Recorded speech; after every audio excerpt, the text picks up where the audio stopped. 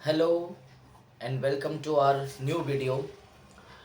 दोस्तों, आज हम स्टार्ट करेंगे हमारा नया टॉपिक जो है मैक्रो इकोनॉमिक्स। इसके पहले हम लोग ने जो वीडियोस देखे उसमें कंटेंट था हमारे माइक्रो इकोनॉमिक्स का, जिसमें मैंने आपको फीचर्स बताया, इंपॉर्टेंस बताया और स्कोप बताया। ठीक है, आज से और अभी से हम स्टार्ट करने वाले हैं कौन सा अपना माइक्रो इकोनॉमिक्स अगेन। इसमें भी पहले मीनिंग डेफिनेशन रहेंगे, उसके बाद हम फीचर्स सीखेंगे, इंपॉर्टेंस सीखेंगे और स्कोप सीखेंगे। और ये जो हमारा आंसर है, जो कंटेंट है माइक्रो इकोनॉमिक्स का, वो एंड होगा।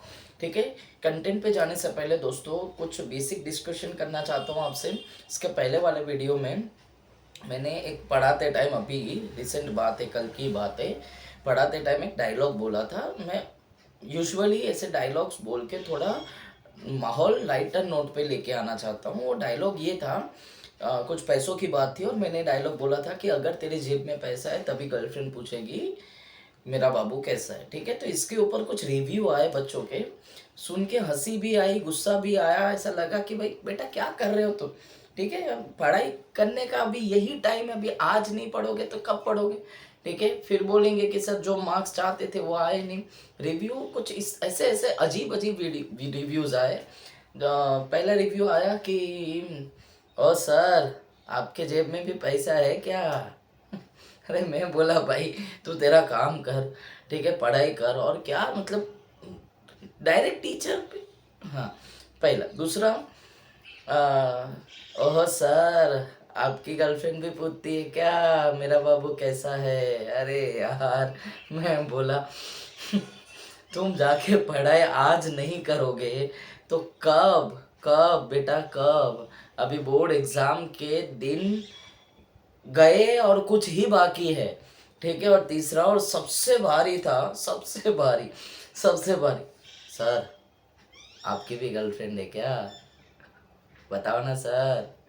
ये मतलब हम लोग पढ़ाते टाइम एक जनरल एक स्टेटमेंट या एक डायलॉग के तौर पे कुछ बोल देते, जिससे हमारे पर्सनल लाइफ का क्या लेना देना है भाई। 11th की बात अगर मैं करूं तो 11th में एक सेकेंड चैप्टर है मनी। ठीक है, मनी जो कि प्रीवियस सिलेबस के टाइम में ना 12th में हुआ करता था।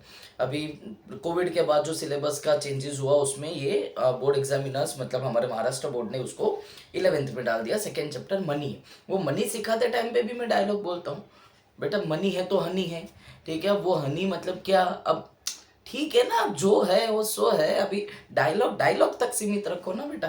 ठीक है, तो आपसे निवेदन है कि पढ़ाई पे ध्यान दे। ठीक है, ऐसे कमेंट्स करना हो तो डाउट्स के कमेंट्स करो, रिव्यूज़ दो हमें। ठीक है, समझा नहीं समझा, और कॉमेडी का एग्जाम्स के बाद। ठीक है, चलो आते हैं टॉपिक पे। सबसे पहले macro economics is all about the structure of economic system. जो हमारा इंडिया हो या कोई भी नेशन हो, जब वो स्टडी करते हैं तो मैक्रो इकोनॉमिक्स के टाइम पे वो पूरा देश, पूरा जो कंटेंट हम लोग बनाते हैं गुड्स और सर्विस का, या तो फिर कोई भी चीज़ का, जिसमें हम लोग रॉ मटेरियल से लेके फिनिश और इंटरमीडिएट गुड्स से लेके फिनिश गुड्स तक जो भी हम लोग प्रोडक्शन करते, वो प्रोडक्शन साथ साथ क्या एम्प्लॉयमेंट है, साथ साथ क्या उसके ड्रॉबैक्स, दैट इज प्रॉब्लम्स है, जैसे अनएम्प्लॉयमेंट होता है, पॉवर्टी होता है। तो ये सब जो बड़े दायरे में डिस्कशन होता है वो सब कौन से में होता है, मैक्रो इकोनॉमिक्स में होता है। इतना याद रहेगा। दूसरा जो इंपॉर्टेंट पार्ट है मैक्रो इकोनॉमिक्स में वो ये है कि यहाँ पे हम ऐसे इकोनॉमिक प्रॉब्लम्स के बारे में डिस्कस करते हैं जो कि वर्ल्ड वाइड चलता है। जैसे इन्फ्लेशन, क्या है बेटा, इन्फ्लेशन जो हम लोग गुड्स और सर्विस खरीदते और बेचते टाइम प्राइस पे करते हैं, वो प्राइस लेवल जब बढ़ जाता है उसको हम इन्फ्लेशन कहते हैं, और जब कम हो जाता है तब हम उसको डिफ्लेशन कहते हैं। ठीक है, तो ये इन्फ्लेशन डिफ्लेशन। दूसरा हो गया ट्रेड साइकिल, मतलब देश में इकोनॉमिक सिस्टम में कब राइज आया, कब फॉल आया। तो ये rise and fall of the are trading of goods and services including the factors of production, सारी चीजें ट्रेड होती है। तो इसमें कब राइज है कब फॉल है ये सब हम ट्रेड साइकिल में डिस्कस करते हैं। तो ये सारी चीजें अल्टीमेटली आपके टेक्स्ट बुक में भी लिखा रहेगा, macro economics is a branch of economics which analyse the entire economy, statement दिया रहेगा उधर।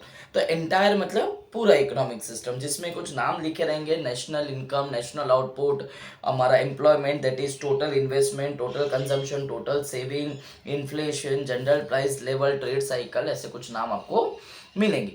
अब ये जो भी नाम है वो सब आप देख पा रहे हो ब्रॉड कंसेप्ट है। टोटल इन्वेस्टमेंट एग्जांपल ले रहा हूँ, जो भी इन्वेस्टमेंट पूरे देश में एक साल में हुआ वो इन्वेस्टमेंट, टोटल सेविंग, जितना भी सेविंग एक साल में पूरे देश में हुआ वो सेविंग्स, बराबर। नेशनल इनकम, एक देश ने एक साल में कमाया हुआ total income that is national income.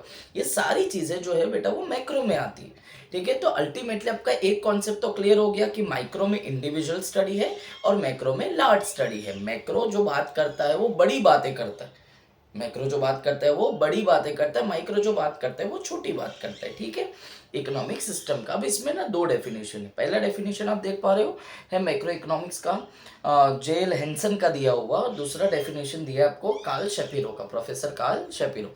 मुझे पता है हम डॉक्टर या प्रोफेसर कार्ल शपीरो का ही डेफिनेशन पढ़ने वाले, क्योंकि वो इजी है और इफेक्टिव लोगों को लगता है लिखने के time. Macro economics deals with the functioning of the economy as a whole, ये उनका स्टेटमेंट है कि मैक्रो इकोनॉमिक्स जो है वो हमारे देश में पूरे इंटायर इकोनॉमिक सिस्टम का स्टडी करने की ताकत रखता है और स्टडी करके रिजल्ट्स भी प्रोवाइड करता है। क्लियर? ये हो गया हमारा डेफिनेशन प्रोफेसर कार्ल शपीरो का। अब आते हैं हम हमारे फीचर्स के ऊपर बेटा, किसके ऊपर? फीचर्स हमारा मैक्रो इकोनॉमिक्स का। अब याद रखना एग्जाम में ये जो आंसर अभी मैं पढ़ा रहा हूँ, कौन सा? फीचर्स ऑफ मैक्रो इकोनॉमिक्स, वो काम आएगा आपको दो जगह पे।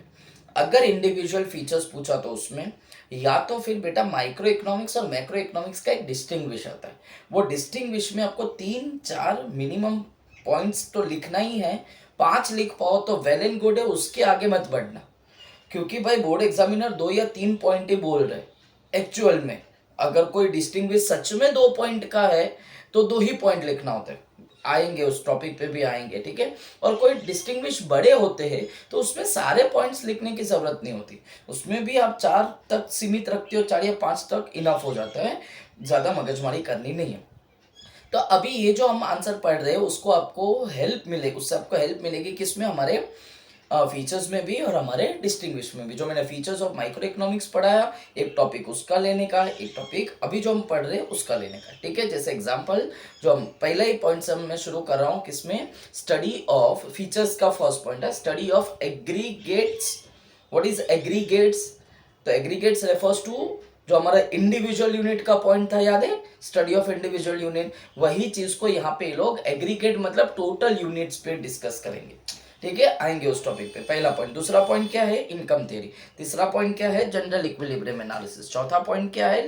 इंटरडिपेंडेंस। पांचवा पॉइंट क्या है? Lumping method. छठा पॉइंट है हमारा ग्रोथ मॉडल। 7th पॉइंट है हमारा उसके बाद जनरल प्राइस लेवल, और लास्ट में क्या बचा अपना? Policy oriented. ये कुछ 8 पॉइंट्स आपके सामने दिए हुए। आते शुरू करते हैं फर्स्ट पॉइंट, फर्स्ट टॉपिक से। क्या है हमारा? Study of aggregates.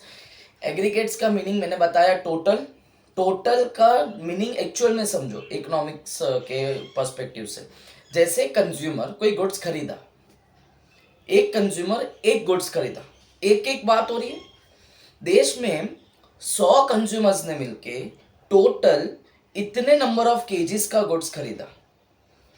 चेंज कर दिया मैंने टॉपिक, देश के कंज्यूमर्स बोला मैं, कुछ केजीज बोला, ठीक है। समझो 1000 केजीज ऑफ राइस 100 कंज्यूमर्स ने मिलके एक साल में खरीदे, एग्जाम्पल। तो ये क्या हुआ? स्टडी ऑफ एग्रीगेट हुआ। अब समझे कि बड़ी चीजें और बड़े पैमाने पे जो स्टडी हुआ वो हमारा एग्रीगेट स्टडी है। क्लियर? वैसे ही हम बात करें नेशनल इनकम की, तो देश ने एक साल में कितना इनकम कमाया? नेशनल इनकम है। देश ने एक साल में कितना आउटपुट प्रोड्यूस किया? नेशनल आउटपुट है। देश ने एक साल में कितना एम्प्लॉयमेंट जनरेट किया? एम्प्लॉयमेंट अपॉर्चुनिटीज जनरेट की, वो हमारा टोटल एम्प्लॉयमेंट है। टोटल इन्वेस्टमेंट भी ले सकते हो, टोटल सेविंग्स भी ले सकते हो। अल्टीमेटली ये हमारा aggregate that is total level पे स्टडी कहाँ होता है हमारे मैक्रो इकोनॉमिक्स में। Clear. Second point, income theory. What is income? तो यहाँ पे इनकम को मैंने लेक्चर्स में बताया था, इनकम को रिप्रेजेंट करना है नेशनल इनकम से। किससे? नेशनल इनकम से। जो भी थियरी हमारे मैक्रो इकोनॉमिक्स में बनाई जाती है या मैक्रो इकोनॉमिक्स की हेल्प से बनाई जाती है उसको हम इनकम थियरी नाम देते। मतलब अल्टीमेटली जो भी हमारे स्ट्रक्चर में, इकोनॉमिक स्ट्रक्चर में नेशनल इनकम है वो एक बेस है। मैक्रो इकोनॉमिक्स में क्या है? नेशनल इनकम एक बेस है। मतलब विदाउट नेशनल इनकम आप आगे डिस्कस नहीं कर सकते कोई भी टॉपिक जो हमारे मैक्रो इकोनॉमिक्स में स्टडी किया जाता है। क्लियर। तो इसके लिए यहाँ पे इसको क्या कहा गया? हमारा इनकम थियरी कहा गया। दूसरी बात कि यहाँ पे एग्रीगेट डिमांड स्टडी होता है। एग्रीगेट डिमांड और एग्रीगेट सप्लाई एक अलग टॉपिक है, हमारे सिलेबस में डिटेल में नहीं है, तो मैं ज़्यादा डिटेल में नहीं जाऊंगा। इतना समझना ज़रूरी है फिलहाल कि आपके देश में एक साल में जो भी प्रोडक्शन हो रहा है और जो भी टोटल कहते हैं ना कंजम्पशन हो रहा है वो इक्वल जाना चाहिए, इक्विलिब्रियम में रहना चाहिए। ठीक है, दैट्स इट। यही एग्रीगेट डिमांड और एग्रीगेट सप्लाई को आपको इजी लैंग्वेज में बता दिया। इन्फ्लेशन और डिफ्लेशन की हेल्प जब भी आपको लगे कि मतलब इन्फ्लेशन भी प्रॉब्लम है, डिफ्लेशन भी प्रॉब्लम है, ये दोनों प्रॉब्लम्स का भी डिस्कशन इनकम थ्योरी मतलब नेशनल इनकम की हेल्प से ही किया जाता है। क्लियर। इजी लैंग्वेज में बता दिया, पढ़ लेना, उधर कुछ डाउट्स है पूछते रहना। ठीक है, चलो third point, general equilibrium analysis. What is general equilibrium? उधर पॉइंट था हमारा माइक्रो इकोनॉमिक्स में स्टडी ऑफ इंडिविजुअल यूनिट, तो इधर है स्टडी ऑफ एग्रीगेट्स। उधर पॉइंट था प्राइस थियरी, तो इधर है इनकम थियरी। उधर था पार्शियल इक्विलिब्रियम जो पार्ट में डिस्कस करता था, इधर है general equilibrium. Overall equilibrium in the entire economic system is called as general equilibrium. मतलब कि आज अगर देश ने कोई भी लेवल ऑफ प्रोडक्शन दिया है, बराबर, कोई भी गुड्स बना के देश को प्रोवाइड किया, अब वो देश के किसी प्रोड्यूसर ने किया रहेगा, भूल जाओ एक्सपोर्ट नाम की चीज या इंपोर्ट नाम की चीज हम ले रहे। क्लियर। अब देश ने जितना गुड्स और सर्विस प्रोड्यूस किया उतना गुड्स और सर्विस डिमांड हुआ, मतलब कंज्यूम हुआ, इक्वल है तो जनरल इक्विलिब्रियम। दैट्स इट, बस इसके आगे नहीं जाना। जनरल इक्विलिब्रियम में अल्टीमेटली जो भी चीज तुम डिस्कस करोगे वो overall demand that is demand और सप्लाई को ही इक्वल करोगे, इससे ज्यादा बढ़ना नहीं। उधर पढ़ लेना, कंटेंट जो है वो जनरल इक्विलिब्रियम का आपको समझ आ जाएगा। नीचे उसके बाद है इंटरडिपेंडेंस। इंटरडिपेंडेंस डिपेंड है एक दूसरे के ऊपर। इंटरडिपेंडेंस मतलब एक दूसरे के ऊपर डिपेंड है, पर क्या? तो answer is variables. Answer is variables. Variables मतलब क्या? तो जो टॉपिक्स हम मैक्रो इकोनॉमिक्स में सीखते हैं वो सारे टॉपिक्स उन्हीं को हम वेरिएबल कहते हैं और वही सब एक दूसरे के ऊपर डिपेंड करते हैं। एग्जाम्पल मैंने बताया, नेशनल इनकम है तभी आगे कुछ डिस्कशन हो पाएगा, तो नेशनल इनकम के पहले और नेशनल इनकम के बाद में कुछ चीजें डिस्कस होती है। उधर आप पढ़ोगे ना तो आपको पता चलेगा एग्रीगेट्स के बीच में कुछ डिस्कशन हो रहा है, जैसे आउटपुट, एम्प्लॉयमेंट, इनकम, ये सारी चीजें।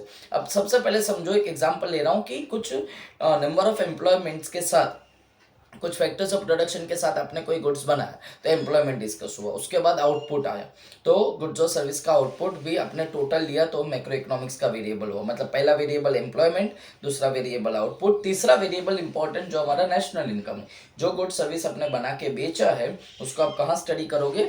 मैक्रो इकोनॉमिक्स में। नेशनल इनकम के बाद आप अगर आगे बढ़ रहे हो तो उसमें आपको लेना है तो ले सकते हो कि आपका जनरल प्राइस लेवल क्या सेम है प्रीवियस ईयर के जैसा या चेंज हुआ, तो वो सारी चीजें इंटरडिपेंडेंट है, एक दूसरे के ऊपर डिपेंड है, ऐसा हम इधर बोल सकते हैं। Clear. Fourth point. Fifth point है lumping method. Micro method slicing method, इधर है लंपिंग मेथड। स्लाइसिंग मेथड में हम लोग ने पिज्जा वाला एग्जांपल लिया था। लंपिंग मेथड क्या है? Lumping that is lump sum general discussion कि सर एक काम करो, 100 स्टूडेंट है, आपको कोई भी बुक्स को या तो फिर पेंसिल, इरेजर कोई भी डिस्ट्रीब्यूट करना है तो लमसम इतना लेके आओ।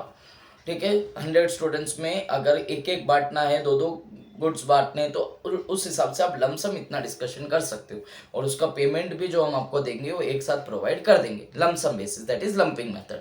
ठीक है, ज़्यादा दिमाग नहीं खाना है इसमें। जो प्रोफेसर बॉल्डिंग थे ना, उसका एक डेफिनेशन उधर दिया है, forest is an aggregation of trees but it does not reveal the properties of an individual tree.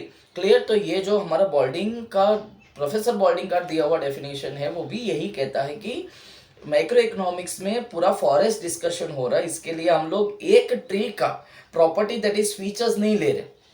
एक ट्री का अगर प्रॉपर्टीज या फीचर लेना होता तो हम कहाँ डिस्कस करते हैं? माइक्रो में। तो यहाँ पे हम क्या डिस्कस करें? फॉरेस्ट डिस्कस करें, पूरा जंगल जो है पेड़ों से बना हुआ, उसका डिस्कशन मैक्रो में हो रहा है। और एक पेड़ का अगर स्टडी करना होता तो कहाँ जाते हम? हमारे माइक्रो इकोनॉमिक्स में। अल्टीमेटली आपको भी समझ आ गया कि ये लमसम डिस्कशन हो रहा है, इसके लिए इसका नाम क्या है? लंपिंग मेथड है। आगे ग्रोथ मॉडल, इंपॉर्टेंट पॉइंट है। देश और दुनिया में जितने भी नेशन है बेटा, वो सबको अल्टीमेटली डेवलप होना, इंडिया एज अ कंट्री, हम लोग भी अपने नेशन को क्या करना चाहते? डेवलप करना चाहते। अब डेवलपमेंट कैसे होगा? माइक्रो लेवल की स्टडी से या मैक्रो लेवल की? Answer macro level, very good. अब मैक्रो लेवल की स्टडी कर रहे हो तो सर ऐसा कोई थियरी भी तो बताओ।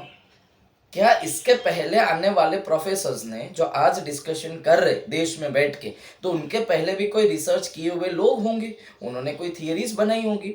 वो थियरीज क्या देश पे काम आती है? तो आंसर इज आती है। वैसे थियरीज को ग्रोथ थियरीज बोलते हैं, डेवलपमेंट थियरीज बोलते हैं, ग्रोथ मॉडल्स बोलते हैं। क्लियर? तो वही ग्रोथ मॉडल्स के साथ आपको क्या करना है? स्टडी करना है मैक्रो इकोनॉमिक कॉन्सेप्ट्स को, और देखना है कि आपका नेशन कितने दूर है डेवलप होने से। क्लियर? थोड़ा टेक्निकली इजी करता हूं। देश और दुनिया को डेवलप करने की थियरीज कौन देता है? Macro economics, that's it. Clear? तो यही चीज आपको यहाँ पे समझनी थी। आगे अगर हम ले, उसमें एक नाम दिया रहेगा ग्रोथ मॉडल्स में, महालॉबिन्स का। वो इंडियन इकोनॉमिस्ट है बेटा। कौन है? इंडियन इकोनॉमिस्ट है, जो हमारा 5 ईयर प्लान शुरू हुआ था 1950s की अगर हम बात करें, तो ये महालॉबिन्स के टाइम पे कुछ थियरीज पॉपुलर हुई थी। तो उन्होंने भी कहा है कि ग्रोथ मॉडल जो है वो इंपॉर्टेंट है। Mahalanobis growth model emphasise on a basic heavy industries, बराबर। एम्फोसाइज करना मतलब फोकस देना, हैवी इंडस्ट्रीज मतलब जो लार्ज स्केल पे प्रोडक्शन कर रही है। महालॉबिन्स का कहना था कि ग्रोथ अगर देना है देश और दुनिया को, स्पेशली देश को, इंडिया को, तो आप किसके ऊपर फोकस करोगे? हैवी इंडस्ट्रीज के ऊपर। Clear? Next point, general price level, important है, मैंने लेक्चर्स में बताया। एवरेज प्राइसेस, क्या बोला मैं? Average prices of goods and services या related goods and services, easy करता हूं। Average prices of related goods and services is called as general price level. Clear? फिर से एक बार, एवरेज प्राइस, प्राइस का टोटल करना है किसके? रिलेटेड गुड्स और सर्विस के। सर रिलेटेड गुड्स और सर्विस मतलब, एग्जांपल लेते हैं, मोबाइल है तो चार्जर चाहिए कि नहीं चाहिए? चाहिए ना। मोबाइल है तो चार्जर चाहिए। चार्जर के साथ साथ अगर हम मोबाइल को अलग करो, चार्जर को अलग करो, दो गुड्स है, ये एक ही है? दो गुड्स है। दूसरी बात, पेन ड्राइव लेते हैं कुछ लोग, तो पेन ड्राइव भी उसी से कनेक्टेड हो। आप बोलोगे सर पेन ड्राइव तो हम लैपटॉप में भी लगाते, ठीक है ना, चलेगा। अल्टीमेटली रिलेटेड गुड्स हो रहे, कनेक्टेड गुड्स है, कहीं ना कहीं साथ में यूज हो पा रहे। तो ऐसे गुड्स को जब हम प्राइस के द्वारा कंसीडर करके प्राइसेस को ऐड करते हैं और नंबर ऑफ गुड्स से डिवाइड करते हैं, उसको एवरेज कहते हैं मैथमेटिक्स में, बराबर। अब वही चीज को हम जनरल प्राइस लेवल बोलते हैं। अगर रिलेटेड गुड्स और सर्विस के प्राइस बढ़ेंगे तो उसका टोटल भी बढ़ेगा और डिवाइड करने पे आंसर भी बढ़ेगा, तो वो एवरेज बढ़ा मतलब जनरल प्राइस लेवल बढ़ा। और जनरल प्राइस लेवल बढ़ने को इन्फ्लेशन कहते हैं। क्या कहते हैं बेटा? जनरल प्राइस लेवल के बढ़ने को क्या कहेंगे? इन्फ्लेशन। सेम वाइस वर्सा, अगर कम हुआ तो डिफ्लेशन कहेंगे। दैट्स इट, इजी था। Average prices of related goods and services is called as general price level. General price level is studied because we have to consider the topic or problem of inflation and deflation in the entire economic system. Clear? अब यही चीज जो हमारे लिए जरूरी है, inflation deflation, जो हम कंज्यूमर इसके लिए, तो ऐसा नहीं है, प्रोड्यूसर के लिए भी ये जरूरी है। तो दोनों का डिस्कशन यहाँ पे हम कर सकते। क्लियर?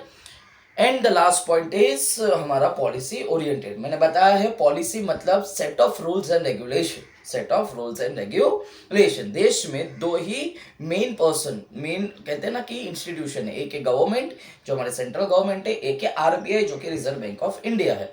ये दोनों मिलके देश के लिए कुछ पॉलिसीज बनाते।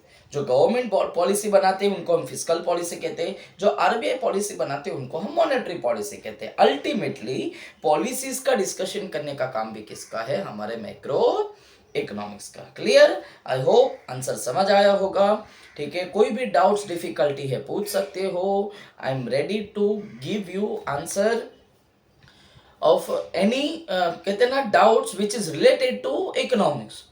शुरू में बात की है वैसा नहीं, ठीक है। Thank you very much, have a nice day, bye bye, मिलते हैं अगले लेक्चर में।